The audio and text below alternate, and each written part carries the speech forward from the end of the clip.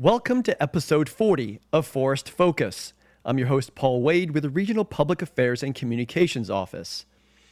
I want to say let's jump right into this, but talking with Jamie, this has more depth to it than just frog conservation and a silly pun. In this episode, she continues the focus on endangered or threatened species, explaining some of the reasons why they are in this predicament, such as mining and human impact in general, and the laws and response conservation biology specialists enact to reduce those alarming trends. So let's check in with Jamie Henricks in another Echoes from the Understory special. And don't worry if you are listening to this on a day other than Friday. We won't mind.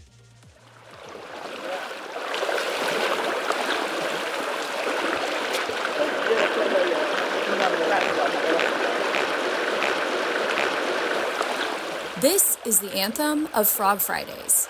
This Maytime wildlife survey is held within a stream on the Tahoe National Forest, where foothill yellow-legged frogs lay their eggs. Each outing is part training exercise, part data collection for future habitat restoration, and part protection mission. And it is where we will literally get our feet wet in wildlife conservation. What is putting this amphibian friend at risk? There are a few causes, including the legacy impacts of historical hydraulic mining, which degraded their habitat here. The frogs are also threatened by illegal off-highway vehicle, or OHV, driving that further erodes this delicate habitat and often crushes the frogs' fragile egg masses, which blend in with their surroundings. While many areas of national forests are open for off-highway driving, a sensitive aquatic ecosystem like this one is not the right spot. That is why the forest closed this area to driving in 2010. But whether by accidental or willful misunderstanding that it is illegal to do so here, driving continues, despite the forest's efforts to get the word out. What's a wildlife biologist to do? She gathers her crew and those keen to help on Frog Fridays.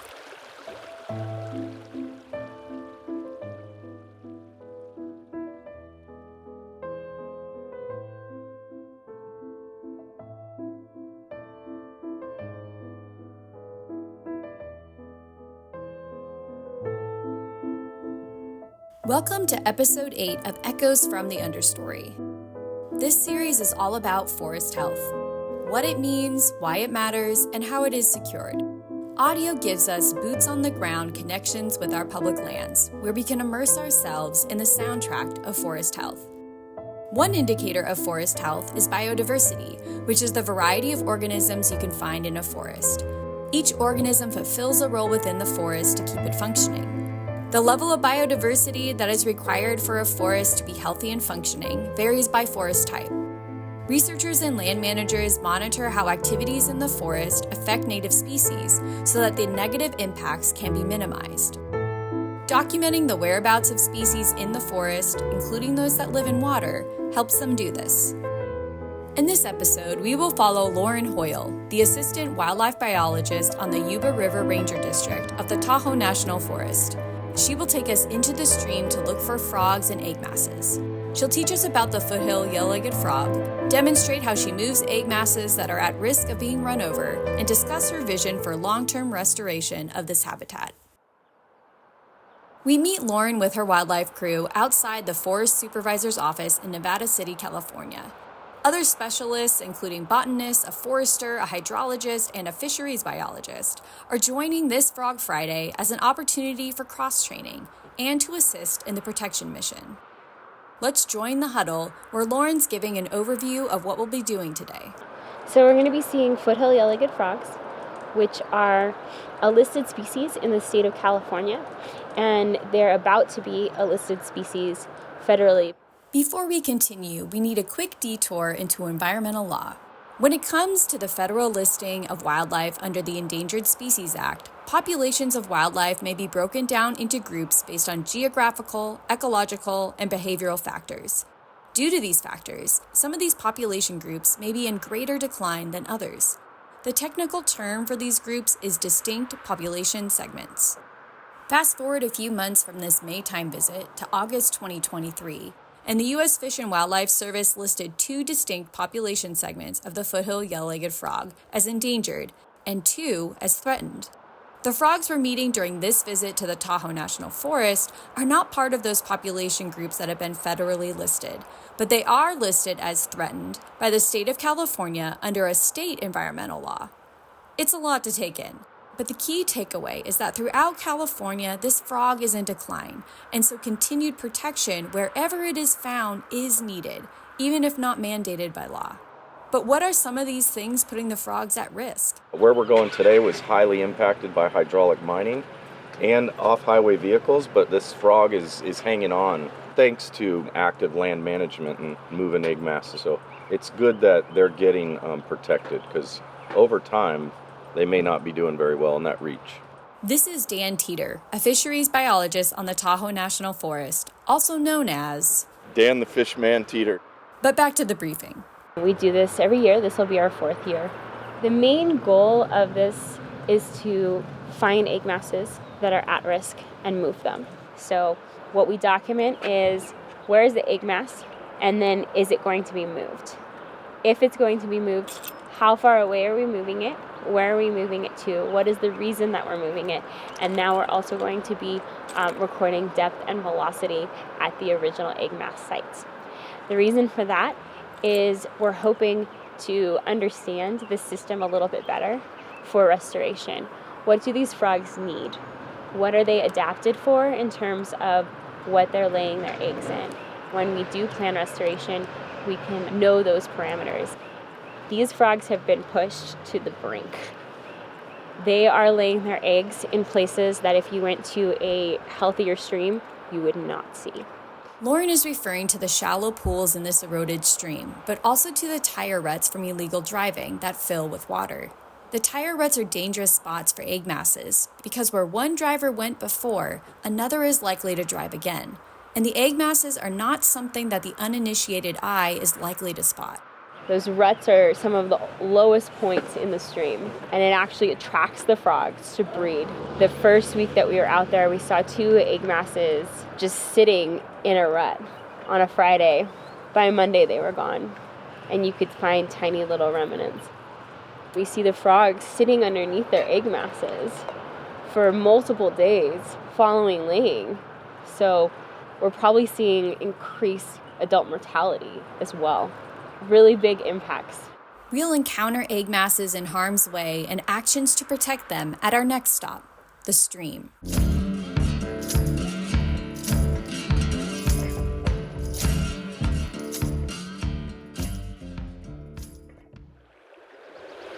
We are out here today because this area is known locally to be a very popular OHV spot, even though it has been closed because of the biological issues. People continue to come down here illegally on dirt bikes, ATVs, UTVs, Jeeps, and big trucks, and drive all around the creek. There is an endangered frog, state listed, that lives in the creek and breeds here. And because of the degradation of this system, there's very few pools. The trucks create some ruts, and the frogs will actually breed in those ruts because it's all that's available. Those ruts tend to be driven over again and again, and so it puts the frogs and the eggs at risk. There's an OHV coming right now.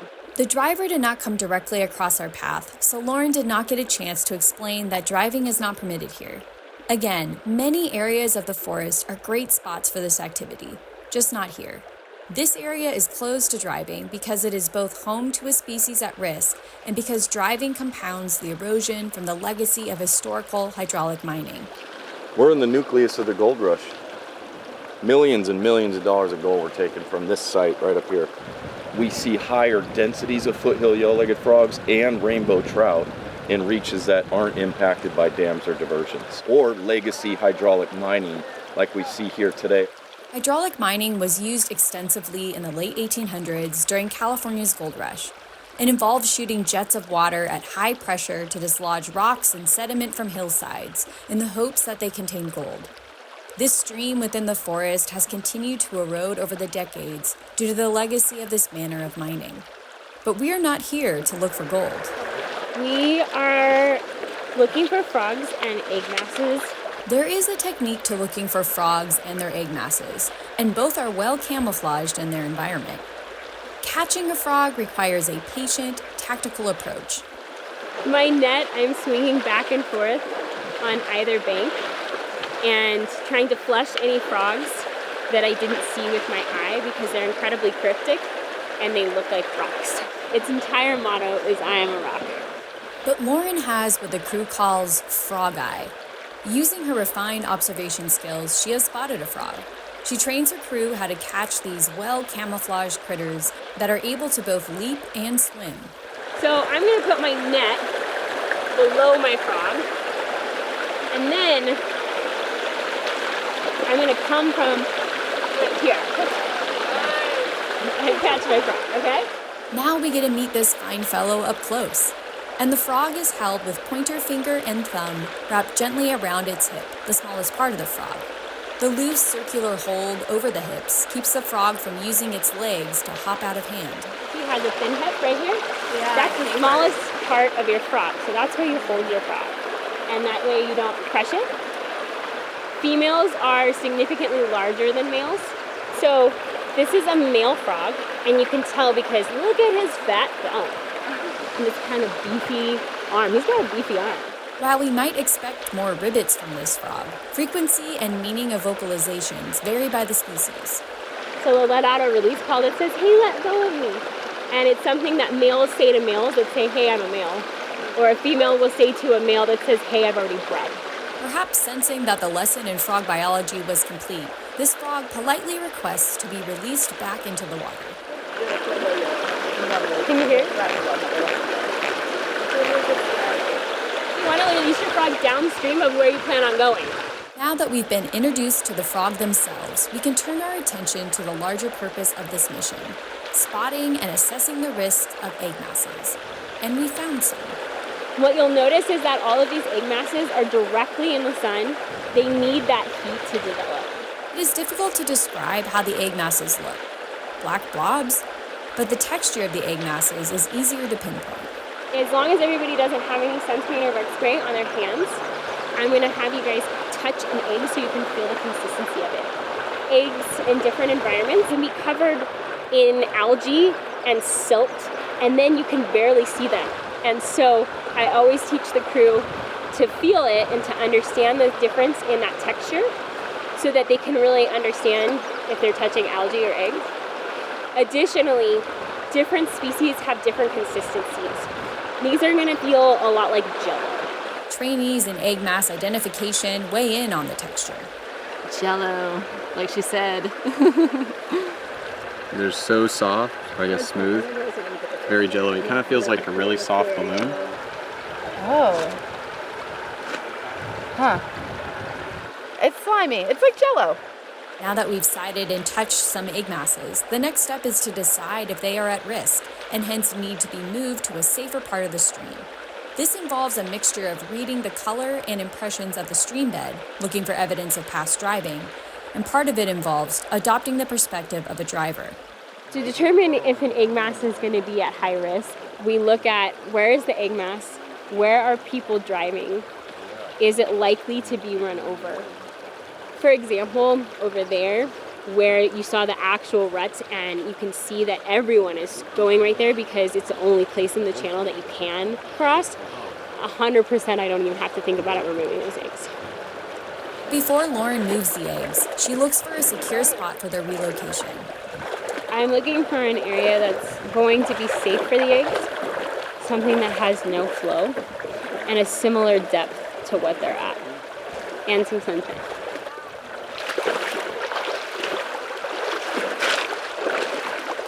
So I'm thinking I'm going to move it behind that log. Yeah, I think that's my new little egg nursery.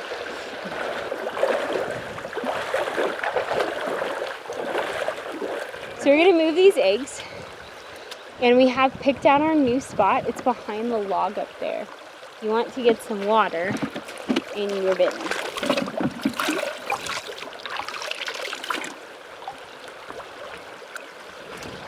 So then you figure out what your egg mass is stuck to by slowly moving the rocks. I figured out what rock this is on.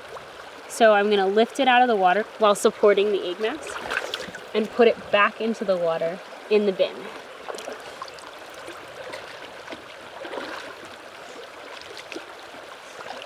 So then walk delicately. This is a gentle process during which Lauren moves slowly through the water while carrying the bin that contains a small amount of water and the egg mass attached to a rock.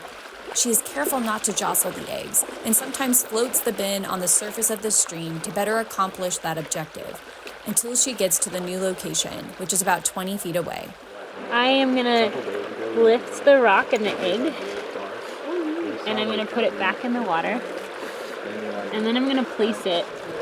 I don't want to put it too deep because I want it to still develop, but I also don't want it to be at risk for stranding.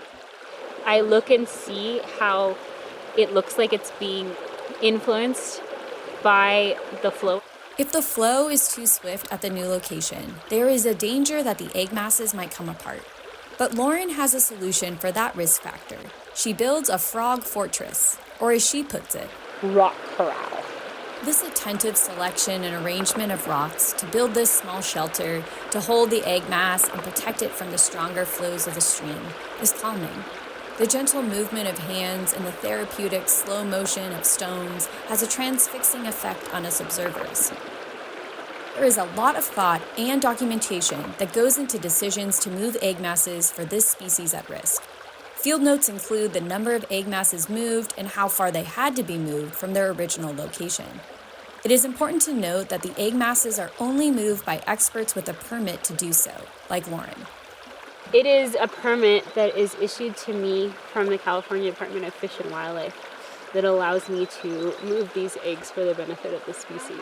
Additional data the crew is collecting on Frog Fridays, such as depth and speed of the water where the frogs chose to lay their eggs originally, is essential to the plans Lauren, Forest Service staff, and partners are developing to protect the frogs.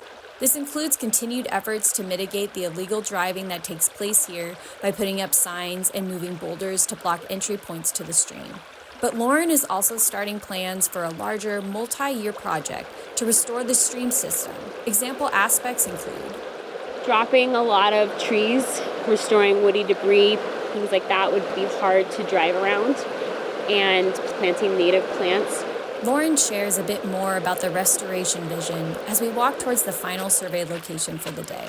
How do you restore something that has 20 plus feet of deposited gravels on top of an old stream bed, that has flash floods, that has no vegetation? I'm unbelievably excited to learn and study both the species and how to restore habitats. But it's also something I feel a lot of passion for. It gets people excited about amphibians. Habitats in need of repair like this one, it can be easy to fixate on all that is wrong. The lasting impacts of historical, unsustainable mining and the ongoing threats posed by illegal driving dominate the scene. But spending time with wildlife experts who are working to protect and restore the species that live here can expand our view. With their way of seeing things, we can detect what is damaged, but also see the good that remains and envision the future recovery.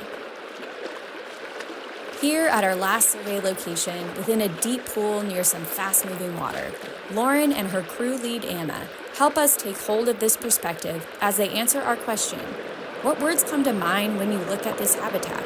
It's unique. It's unlike any other stream that we survey or do anything on this whole forest. And then with all the restoration planning and talk possibilities. I would describe it like a post-apocalyptic book. It needs help. It's holding on, and there's such biodiversity down here. I really liked Anna's possibilities because I'm really looking forward to being able to restore it. This episode was produced by me, Jamie Henricks. Theme music is from Pixabay. Keep your eyes and ears out for the next episode of Echoes from the Understory.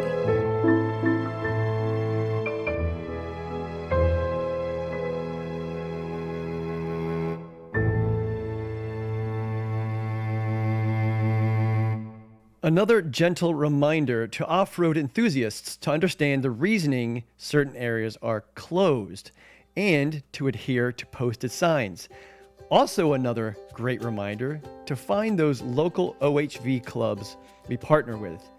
Test your articulation, get your rig kicks the right way, and do it with folks who know the legal trails and have tons of recovery gear. Thanks to all of our restoration frog friends. And as usual, for those that are curious, to learn more, go over to the show's description page and click on the links. Thanks for listening. And if you're interested in sharing or listening to more episodes, search Forest Focus Podcast or look for us wherever you get your podcasts. And if you have questions or suggestions for a show, email us at sm.fs.r5ffpodcast@usda.gov. Until next time, enjoy your public lands. Please remember to recreate responsibly, know before you go, and learn what you can do to prevent wildfires. Take care.